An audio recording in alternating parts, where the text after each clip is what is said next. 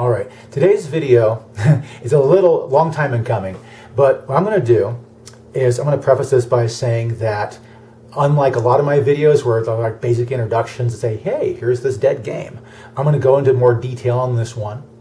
And I'm also going to say I don't have a supremely negative opinion of the fact that this game, Legend of the Five Rings, is still being produced. I like the fact that there is, an L5R community that still persists in one way or another. But, today I'm going to, I have played both these games, so I'm going to present a comparison between L5R First Edition. I'm going to use First Edition because First Edition is literally, if you ask me, it was the First Edition. And even though Second Edition and Third Edition were somewhat weird, Fourth Edition, First Edition, they're very similar games. They have it's the heart of the L5R RPG was in this time period. And so I'm going to cover First Edition. A lot of the same things that happen in First Edition do occur in Fourth Edition. So it's one of those things where there are differences, but I'll bring them up. I'm going to compare them with this. This is 5th Edition Legend of the Five Rings RPG, produced by Fantasy Flight Games. It is a different system. It's also a different world. Fantasy Flight Games has taken their liberties of changing what L5R is really like. Now the funny thing is they've rebooted the original timeline. So things have happened that are different. It's an interesting thing, but I'm going to keep the lore aside. I could do a whole different lore video. So I'm probably going to. And I'm going to study the lore more because the one thing I haven't done is study this lore compared to this lore. I'm a master of this. If you're a hardcore old school L5R fan, we can talk this all day. And I would love to sometime. This I want to learn more about. So what we're going to do is go through, because I have this one pretty much memorized. I'll go through some basics of what made First Edition RPG happen the way it did, and how the system ran, and how you created characters, and what the games were generally like, and then compare that with 5th Edition.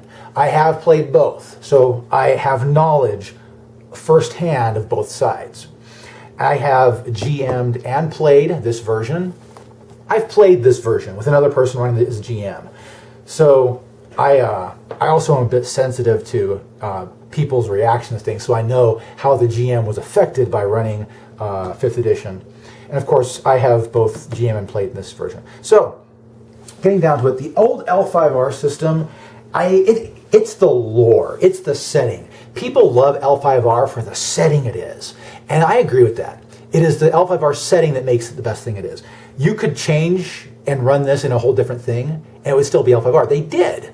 When Wizards of the Coasts bought L5R during that short little period at the beginning of the 2000s, they had a D20 L5R, which I have. I'm not going to compare it because it's using Dungeons & Dragons rules to play L5R. I have gone to conventions, and people that play Dungeons & Dragons, ones who have played it since like third edition, hate the L5R products that got made for D20.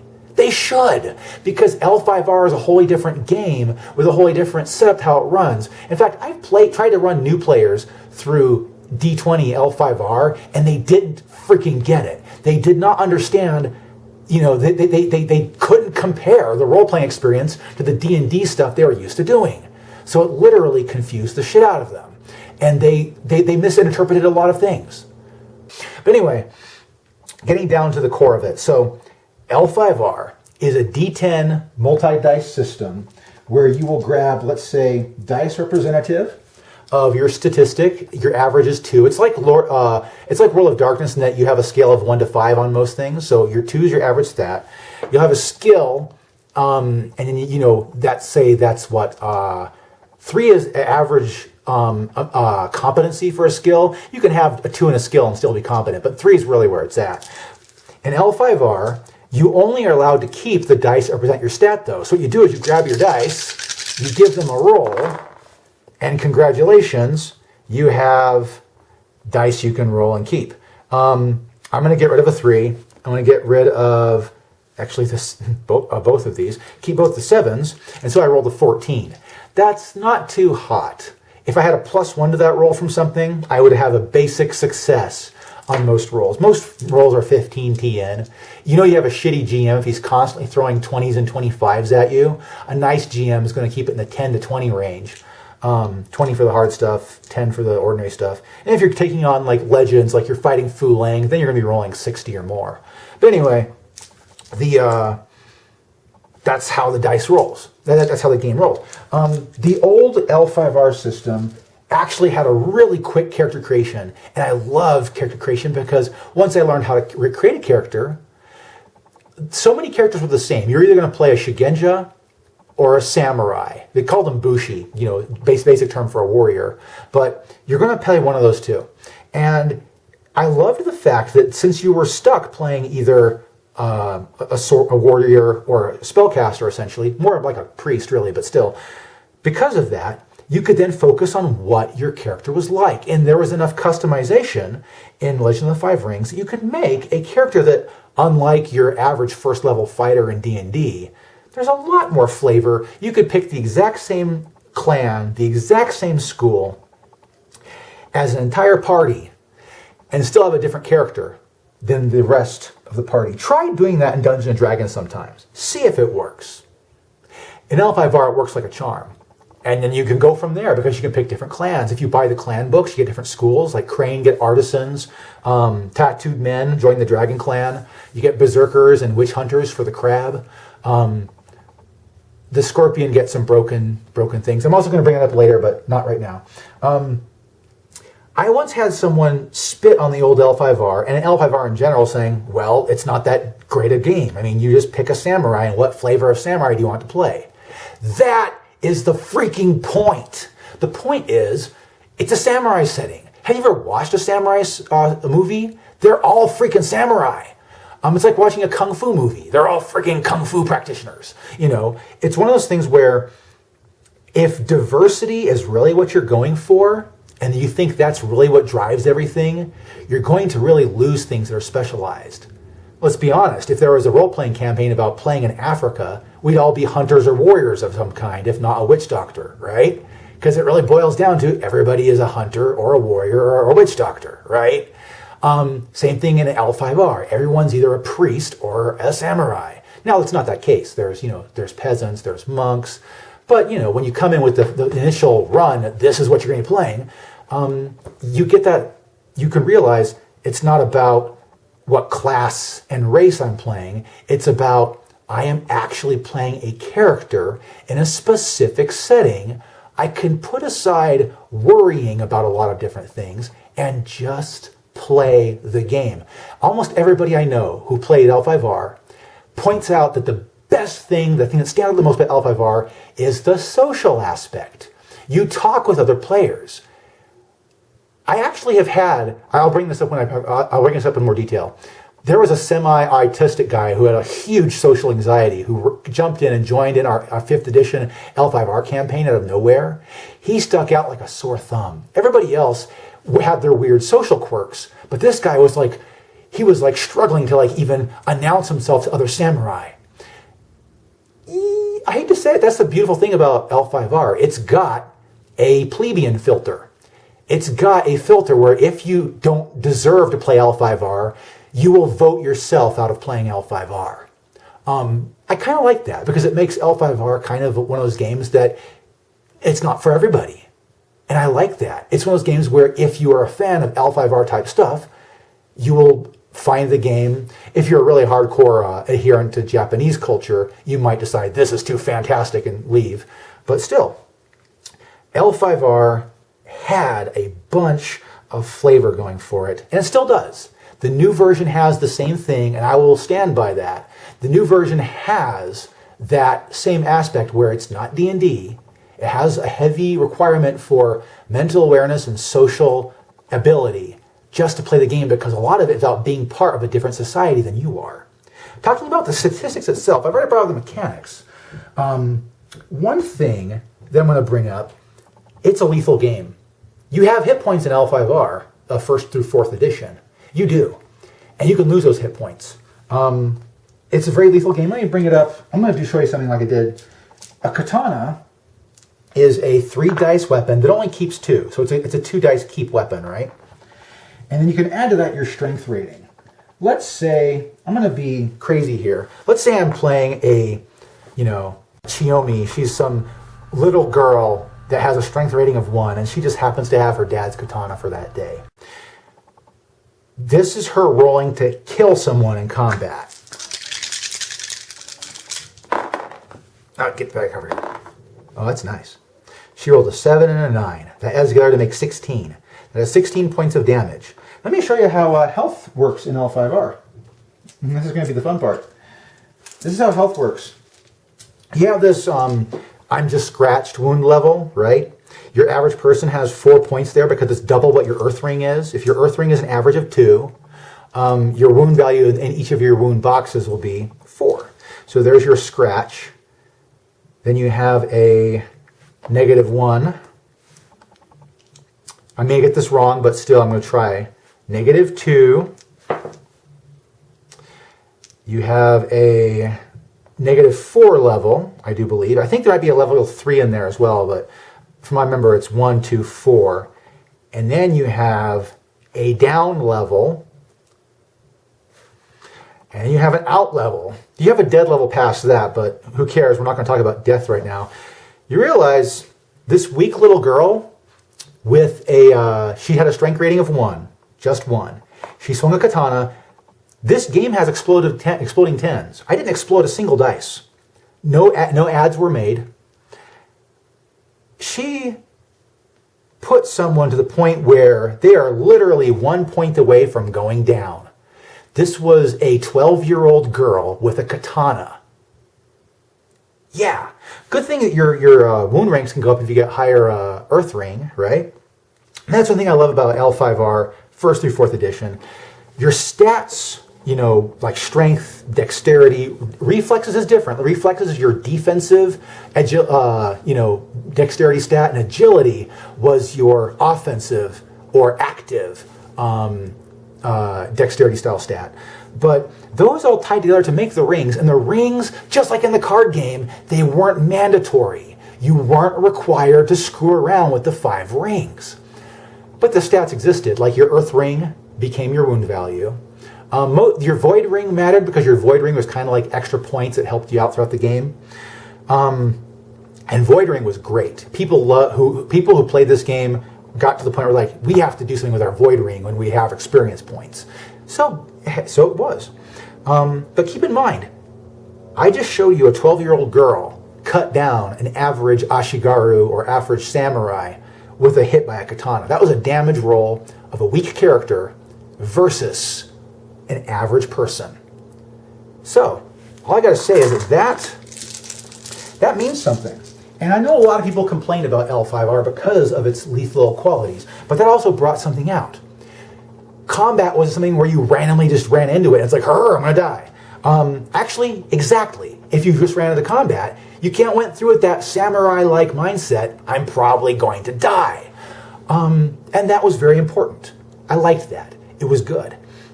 A lot of RPGs, a lot of fantasy games, and I gotta say this because I know a lot of people who have like these really idealistic views on like peace and human life, play fantasy games in which you constantly do stuff like, murder people so you can resurrect them and make zombies and shit like that. I mean, hell, life is cheap in fantasy games. Life is cheap in role-playing games. Life is cheap in war games. Not in L5R. But it's still a setting about violence and destruction. You kill people all the time in this game. But it has value because your life is on the line too. This is one thing I'm going to point out that is a glorious thing about Legend of the Five Rings, 1st through 4th edition. And that it had that subtle, because of the reality that was put into how the game was designed, it had that kind of sacredness for human life you do not see in any game. Despite the fact it's a setting where, yes, people die, including your own character. So I'm going to point that out, that L5R literally is different than a lot of other role-playing games. Now, I'll be honest, it's really different from Dungeons & Dragons and games that are like that. And there are some D&D style influences into L5R, like the hit point system, the damage system, It's different than how it is in D&D, but it still exists here. The thing that makes this stand out is that it's almost like when the moment you pick up the role-playing game, it's a fantasy Asia simulator. So it's definitely a thing where you're not just casually going into it. You know it's an immersive game. And I like that. Remember how I said the Scorpions got some broken stuff? Well, I'm not lying about that, because the Scorpion clan, ninja, were secret in this campaign. They exist in this book. I mean, if I open the book and go back to the back, I can find you the ninja that are running around. Where's the ninja? I think they're not past the creatures. Yeah, here's the ninja. You have, this guy crawling here, and you have a few sample ninjas, and only one rank of Ibushi school. Past that, you get creatures. But yeah, the ninja are afforded one page, and it's in the GM section because it's kind of a secret. Ninja are not supposed to exist in L5R, but they do. And the Scorpion clan has like the lion's share control of ninja in this setting. There's other secrets, like the Naga. The Naga are not playable in this book. They were in 2nd edition. They were not in 3rd and 4th. They removed the Naga as a player character for those. And there's reasons behind that. But I love the fact that Legend of the Five Rings, it's one of those games that when you play it, you can collect more secrets. I mean, do you know what's under the city of Toshiranbo? Have you been to the Tomb of Uchiban? Have you been to the High House of Light? Do you know what a Kolat is? Do you know the difference between speaking to a Daidoji Crane Clan member versus speaking to a Kakita or Doji Crane Clan member? Do you know what the Yasuki are all about? These are secrets that you learn by playing the game. And I love the fact that this game has that kind of immersiveness to it. I've got to bring up how those secrets were offered makes a lot of difference. Like the Shadowlands. Shadowlands Taint and Shadowlands spells are only available in the GM's screen in 1st edition, and then you had to buy special books, Way of the Shadowlands and Bearers of Jade afterwards. Now there's Shadowlands stuff scattered all over the place, but mostly there. There's a Merchant's Guide to Rokugan. I recommend you only ever read the first couple pages of that just for the heck of it. Ha ha ha. But still, I like the fact that in the original L5R, there were secrets you can go find, and they put them in the most secretive of places. It was really cool. I like that because it preserved that quality of the world having depth to it, because you couldn't just know everything playing 2 hours worth of the game or reading one core book. The game had depth, and I love that. I love that depth. So let's talk about 5th edition in comparison to 1st edition. I'm going to go into more detail, much more mechanical detail with 5th edition, because I feel like going into more detail. I'll probably go into more mechanical detail on the original edition sometime in the future, although it's so second hat to me, I almost get lost. There's a lot of similarities between these two games. There's the rolling and keeping I showed you. There's a target number you must hit, which is usually a simple number. Most average people, it's like 10 in the original game. It's 1 in this version of the game. I'll explain the reasons different. You have skill dice versus your stat dice. You can only keep your stat dice. I call them stat dice because in this one they were statistics dice. In this one they're ringed dice. And I'll get to that very quickly here. So this is the new game. It is made by Final Fantasy Flight Games. I've heard a rumor that they have ceased production in Fantasy Flight and they've literally passed it on to a Spanish company. I would be okay with that, considering. However, let me go into some details here. It's a beautiful book. Looking at this makes me feel like Legend of the Five Rings is still alive. I mean, the cover art isn't even it looks like it's done by Mario Wibisono, given how the girl looks, but it's not. They actually got some guy from China to do the art. So it's really weird. Like most L5R products from like 3rd edition or 4th edition, the majority of the art is the card game art. But they actually hired, weirdly enough, some like Asian artists to draw art for the Asian role-playing game. So I thought it was kind of cool. It's Fantasy Flight though, and if there's anything that I've got to say negatively against Fantasy Flight, it's they're a huge proponent of proprietary dice. You must buy their dice to play their game.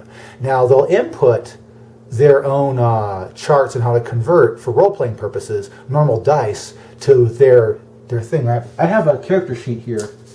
I have a character sheet, and one of the items on the character sheet, because I've put mine through Photoshop, it's the dice chart. I had to do that, man. I kind of had to, because when I play this game, in the new L5R, this is what your dice look like. They should be D6s, but I went down by double 6 and bought the D12s that are marked twice over with the 6 pips, so I can roll those. And then you have these, which are the skill dice. Yes, your skill dice are bigger, and there's definitely a bias. I mean, the stat dice aren't as good anymore as the skill dice are in the new game. But anyway, I'll put that aside. So you're rolling D12s and D6s in the new game, and they're proprietary dice. These guys would make a killing on making clan-colored dice, too. Nope. The proprietary dice are just black and white with red lettering. We at least could use some blue dice, so if you're a crane or a crab player, you can play with those, or some red dice, so if you're a scorpion or a phoenix, you can play with those, or some yellow dice, so that if you're a dragon or a lion clan guy, you can play with those dice. The unicorn, they can make purple dice if they want to, I guess so. But the deal is that it's sad, because I love having my own dice. And I still use my own dice. In fact, I will use my own dice as long as I am physically capable of, because I'm a huge fan of dice collecting. I should make a dice video. I really should. But anyway, there's that. So dice-wise, the new game is different. This game throws out the idea of having stats altogether. You just have the 5 rings, and they're the same ones. You have earth, air, fire, water, and void. And void, it pretty much does the same thing it used to, although you can technically roll your void ring. And it's weird because they have stats that correlate down from each of those. Like in the new edition, you have an endurance stat, which is kind of like your health stat. And your endurance is composed of your fire and earth together. You have a composure stat, which is how emotionally well you handle yourself, which is a combination between your earth and water. You have a focus stat, which I've never used, but honestly speaking, it exists for some reason. It's a combination of your air and your fire.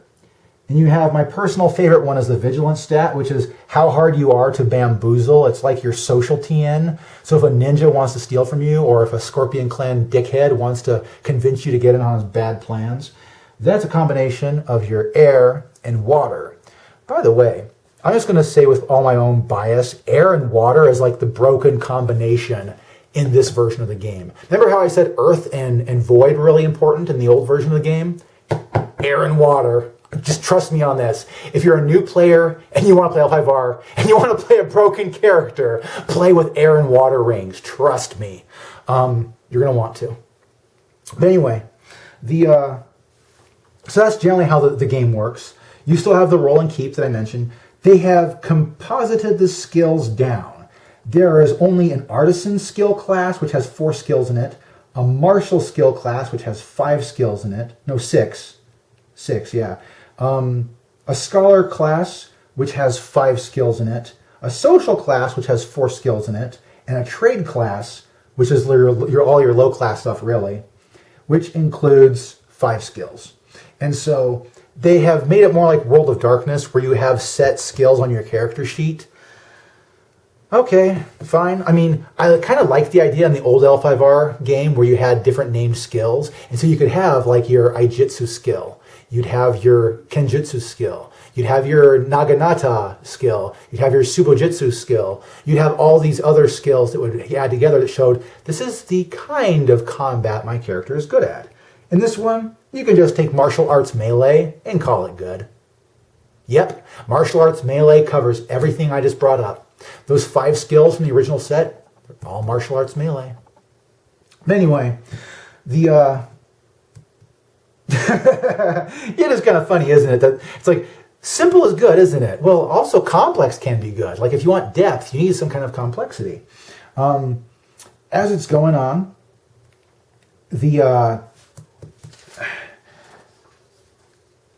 I'm going to bring up character creation, because character creation, it was really simple in first edition. What you do now in this version of the rules is you start on page 41 and you walk through the 20 questions, which you can't ignore. Some of them actually have statistical bonuses based on how you answer them. I shit you not.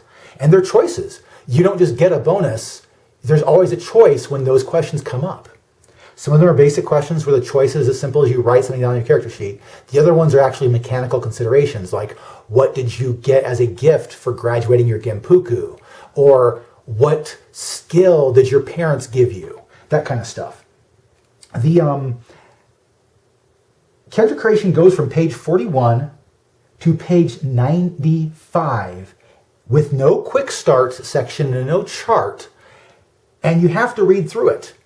You are going to read through 44 pages, and that's not including the fact the chapter for character creation goes to page 139. So the chapter, let me show you. Let me just crack this book open.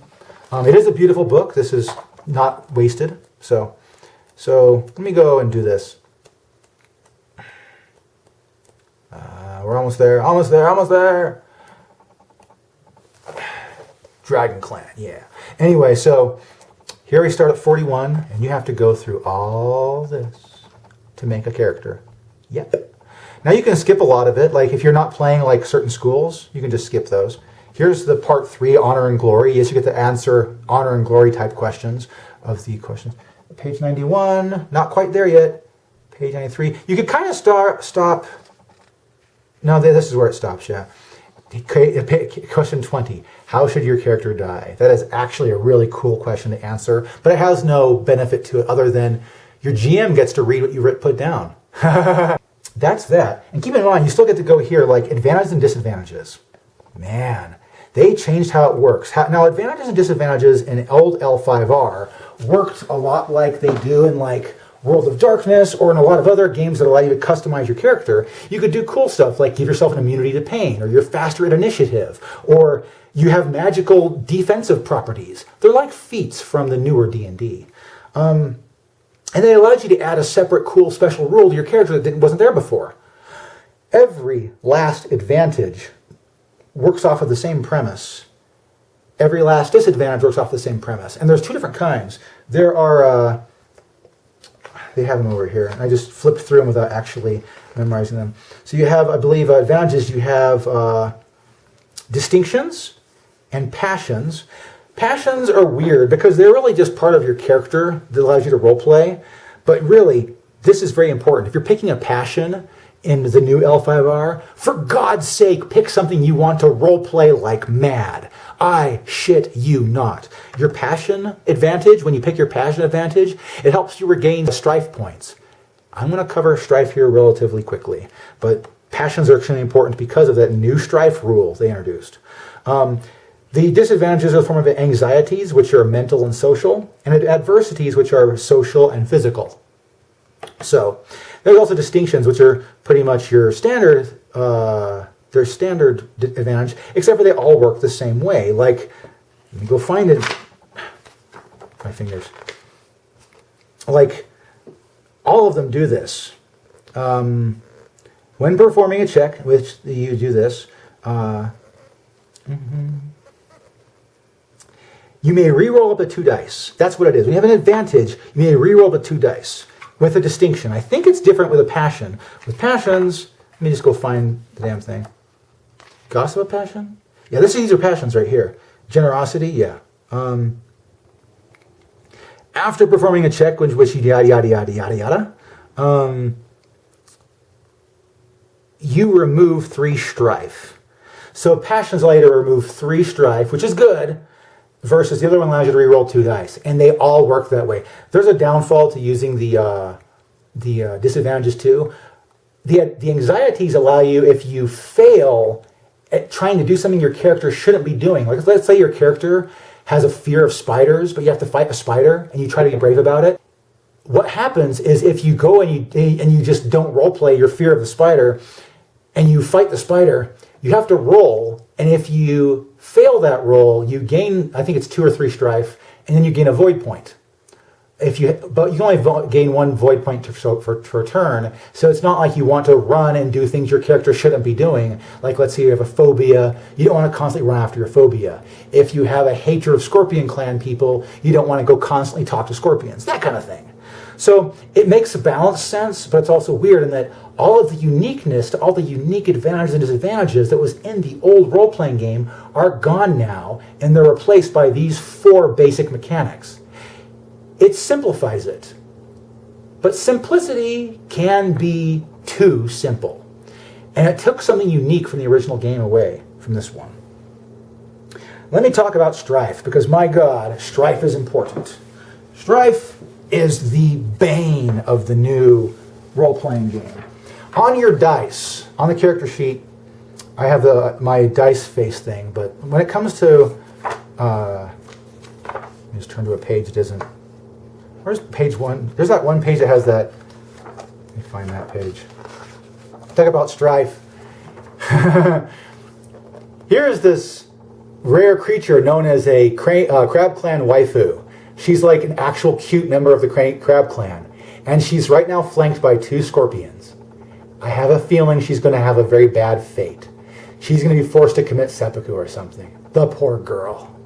But anyway, the thing is with Strife, is that on your dice, the stat dice have, it's a d6, and they have 3 Strife symbols on there, as well as opportunity symbols, success symbols, critical success symbols.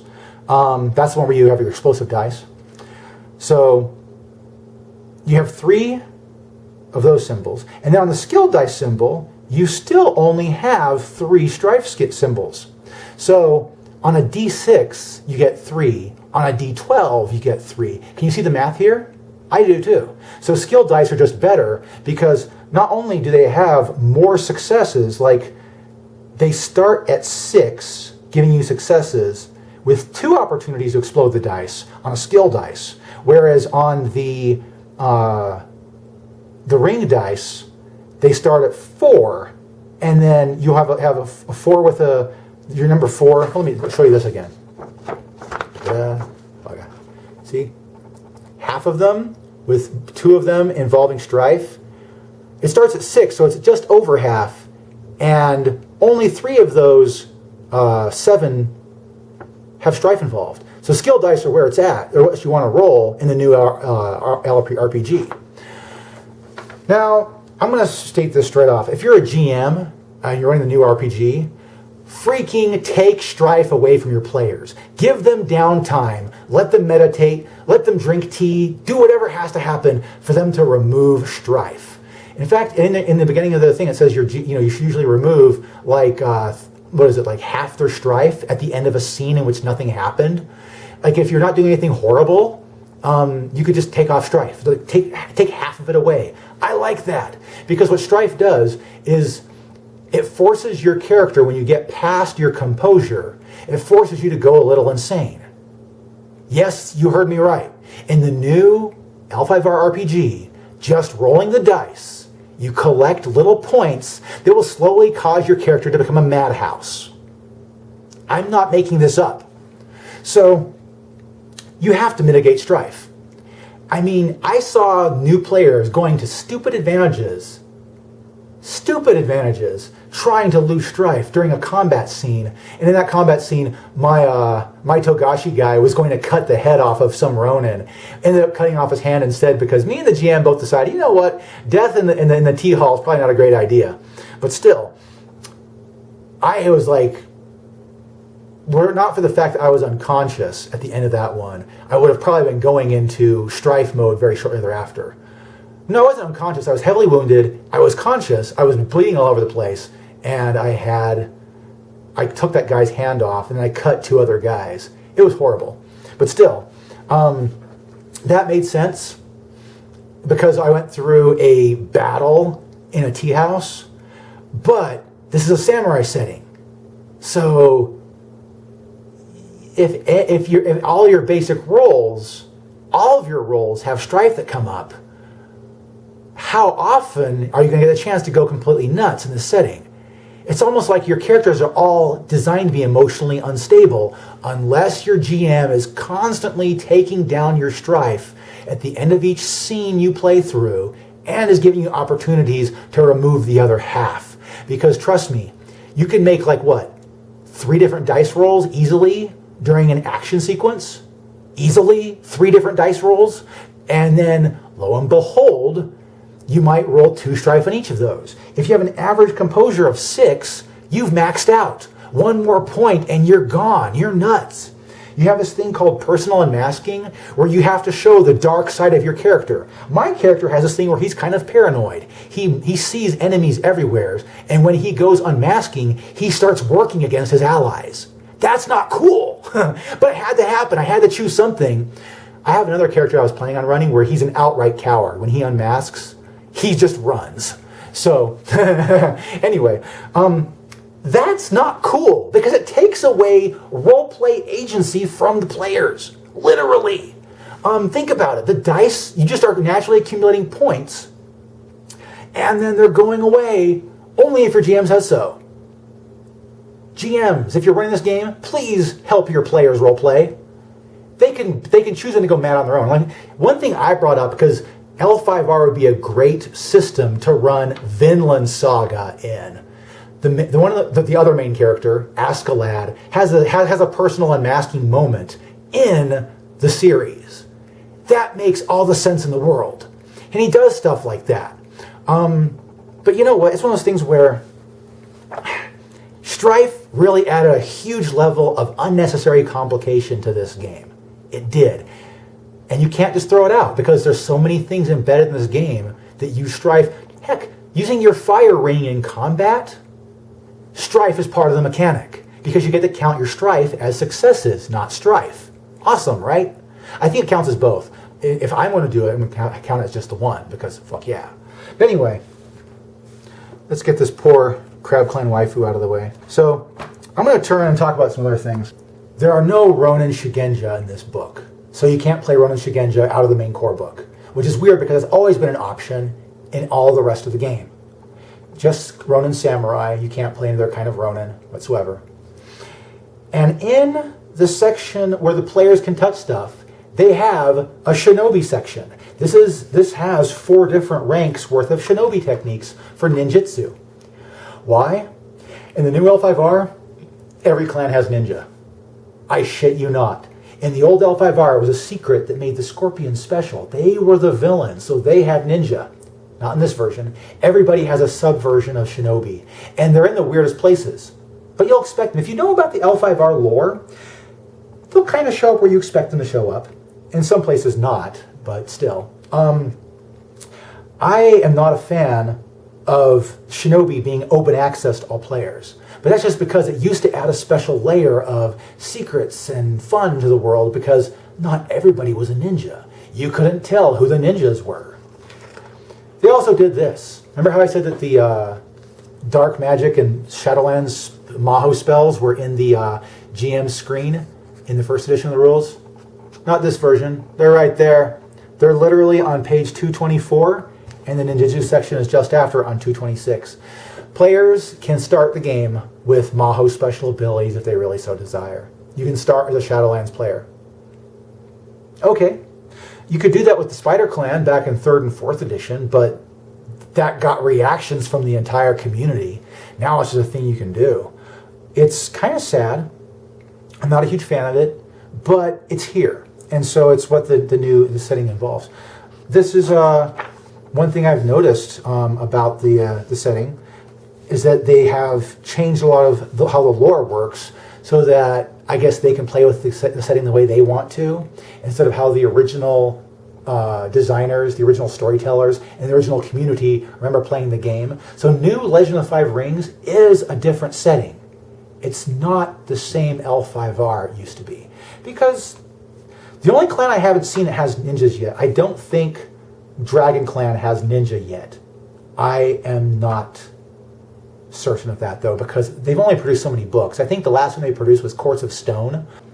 I guess they wanted there to be more fun in this version of the role-playing game, but you know, I guess Okay, that's probably they did that. It's like, we're sick of everybody just being a swordsman. Let's have evil be all kinds of stuff. Well, okay, fine. We'll go with that, I guess. Of course, I have to think that the people who designed this version of the RPG didn't pay too much attention or didn't care too much about much of the older lore, but I'll get to that at the very last. One thing I have to mention is that L5R has had a reputation of being a very lethal game. That changed. I'm going to go ahead and roll over to page 268.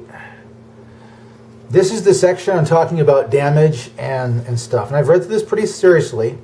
I know what I'm reading about here. And I'm going to walk you through. I haven't even looked at rules for duels yet. But I'm going to walk you through damage just to show you how different damage is in this version of the role-playing game.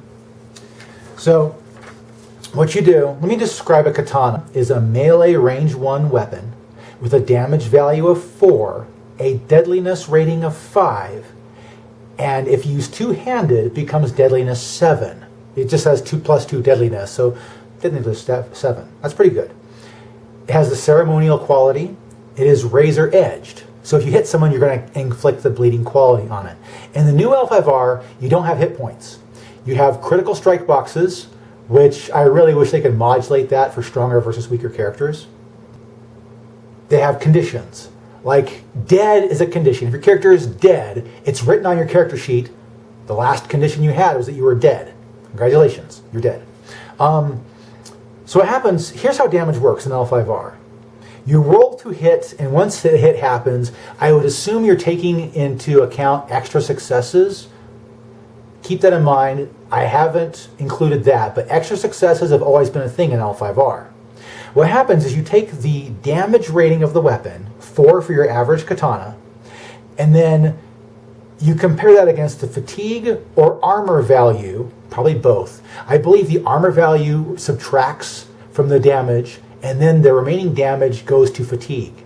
You subtract, well, you add that many fatigue points to your character, and the fatigue points is compared against the endurance that I talked about earlier. So that happens. And if anything hits 0 as far as the fatigue is concerned, you're fine. If it goes past 0, you are now in critical strikeville, where you're no longer as fresh in the battle. And if you have, damage that goes through past fatigue, congratulations, critical strikes happen. When a critical strike happens, here's the procedure. Mind you, this is more complex than the damage that I showed you earlier from the earlier editions of L5R. It did get more complex. Damage is way complex. In fact, there's a chart for it. Let me show you this. See this? This is the chart to see whether or not your character gets injured or dies. Yes, it's not just numbers on a sheet anymore. You have to actually compare it against the chart in the book. It's more old school than the original L5R game from 1997. Stick that in your hat. Going back to it, so when you get a critical strike, the deadliness of the weapon now comes into effect. So the katana was damage 4. Now we're talking about its deadliness 5 or 7. You're allowed to roll a basic fitness check. Fitness is one of the warrior skills that I talked about earlier. To reduce the severity of the deadliness by 1 for each success. Okay, so everybody gets the Crab Clan special ability? Okay. Anyway, yeah, the Crab Clan used to be able to do that, like their second rank technique was what I just described. But anyway, so everybody can do that now. Wow, how nice of Fantasy Flight to make the katanas so avoidable that way. Anyway, the severity chart is then what you compare the deadliness against, and literally, how far you are on that chart determines what happens to you. 0 to 2 is a close call. 3 to 4 is a flesh wound. 5 to 6 is a debilitating gash. And if it's razor-edged, you have the bleeding condition as well. So you're severely wounded, you have a bleeding condition if you got hit with a sword, yada yada. 7 through 8 is permanent injury. So a basic deadliness 7 goes down here immediately unless you roll, good on that one check. So congratulations. This is where things start getting interesting. Now, one thing I did like about this version of the game, despite the fact that they all have the same mechanic, is that when they have a bunch of different disadvantages now that cover a bunch of different injuries. Eye injury, head injury, missing limbs, missing fingers, missing legs, fractured spine. They had a bunch of other ones. Like there's a pile of them, and they're listed here too. So, in any case, permanent injury, maiming blow. Here's where you get the really nasty ones. Really nasty ones down here, 9 and 11. Agonizing death, 12 through 13. You're going to die in 3 rounds. So a Shigenja can probably come along and stop that from happening. But for the most part, this is where you start to die. Is it 12 or 13? Katana is deadliness 7. There had better be something very simple in this game that can bring your deadliness to the point where, 14 and 15 is a swift death, 16 plus is instant death.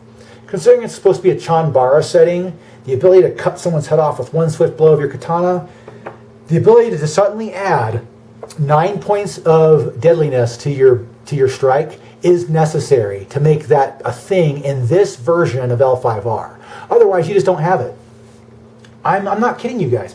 This is how the new damage works in the new L5R. It's more complex than the old stuff, and you have to go back and reference a chart, and it's padded.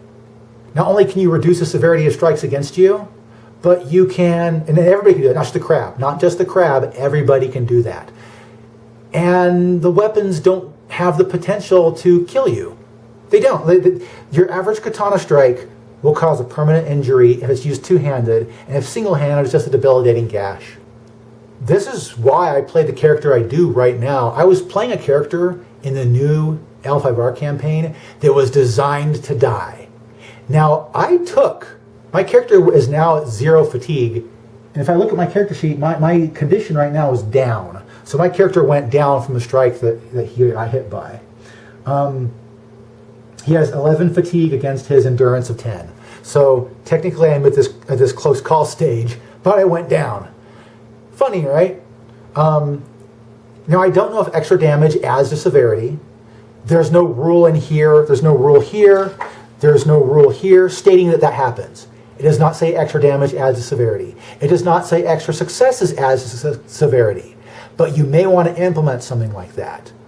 I'm the kind of person who am probably going to do something like this. I would say any extra successes coming through multiply by severity rating. This will cause people's heads to fly when you hit them with a katana. And I like that because that's what's supposed to happen. I know that I'm not part of the cult of the katana where I think the katana is the best weapon, but I know you can kill people with bladed weapons. And it should happen in a role-playing game about bladed weapons. So anyway, this is really the last thing I wanted to cover as far as the mechanics goes with the new system. Strife is a pain in the butt. There's no getting around that. Strife is the most horrible thing about the new game. We can house rule our way around the damage. In fact, having the lighter damage might be good for a lot of people. The way Strife and unmasking works, unless your DM is on top of it and isn't a sadistic bastard, that's the thing. You're going to have a lot of GMs who like to hurt their players. Just like, random death and destruction. Yeah. You're not going to die in this game because you got hit in combat. You'll die because you automatically went crazy in public with the rest of the players at about the same time, and you were forced to commit seppuku some additional time later because your lord would not accept such a crazy person being in his clan. But that's how the game works. So everybody, every NPC, every PC is going to be going crazy at some point. What gives? I don't know. To be perfectly honest, the guys who designed this role-playing game obviously aren't very good at designing role-playing games. They forgot to put in a quick guide to character creation. Damage is a freaking pillow fight.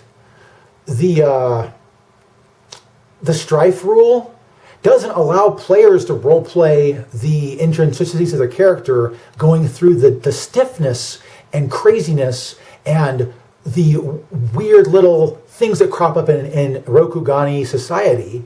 No, it's forced on you because even if you're trying to roll to make tea, you can get these strife points. I mean, the good news is you're not forced to keep the dice that have strife symbols on them. You can choose not to keep the strife symbol dice. But that probably means you're not going to succeed, because in the earlier version, it's a D10. You numerically did math. In the new one, you just check a symbol. You either fail or you succeed. There's also opportunity symbols, but opportunities have to be there with a success, or you have to have a special ability that turns your opportunities into successes. Or you use fire stance, which turns your strife into successes, although I still think it counts as strife. This new RPG, it could be cool. I mean, it's got the basic feel of Rokugan down. They've changed a lot of lore things that I'm not going to cover in this video because I've just decided not to. Now, it's weird that you have rings that you choose what style of ring you're going to use, as opposed to taking like your strength stat out of your water ring, like you did in the earlier versions of the game. So there's that weirdness. It's more abstract. You can there's even a thing online. People have said online, you can BS the GM that you could always use your biggest ring to do something. Okay, yeah, technically you could. The skills are solid though. You can't say, oh, I want to use my melee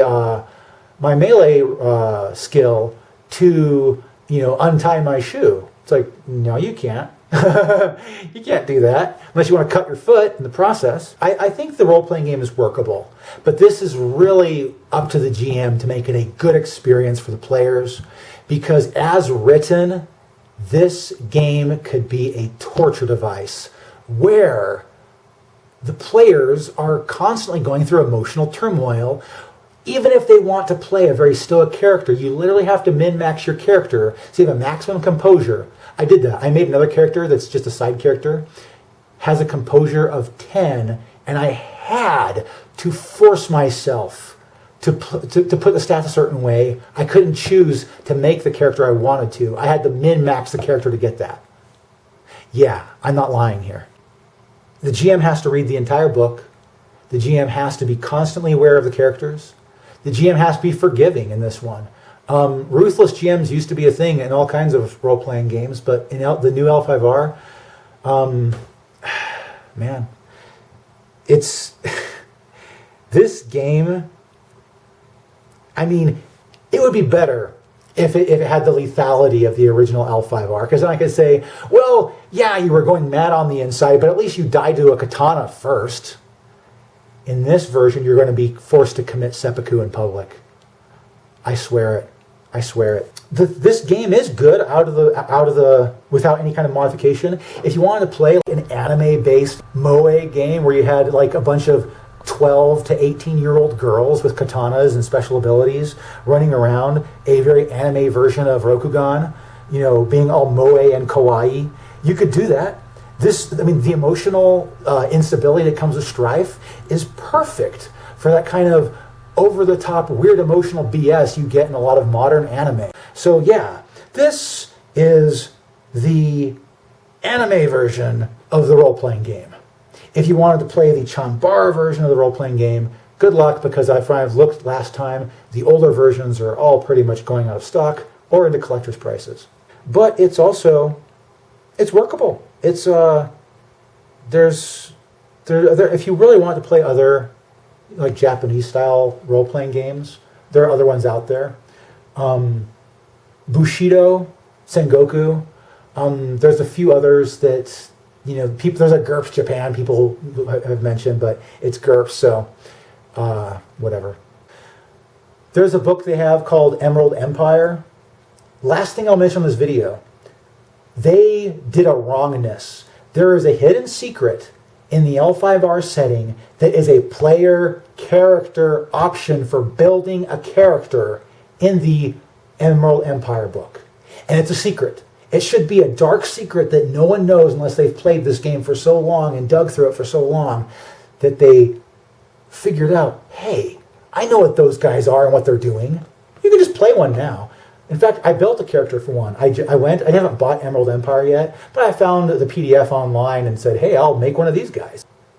I'm not a fan of that, but it happened. It happened, man. I went ahead and made a Colat character for the new L5R. But in any case, L5R 5th edition versus L5R 1st edition. First edition was easier to play. First edition was easier to modify. First edition was easier to make characters for. 5th edition is easier to get.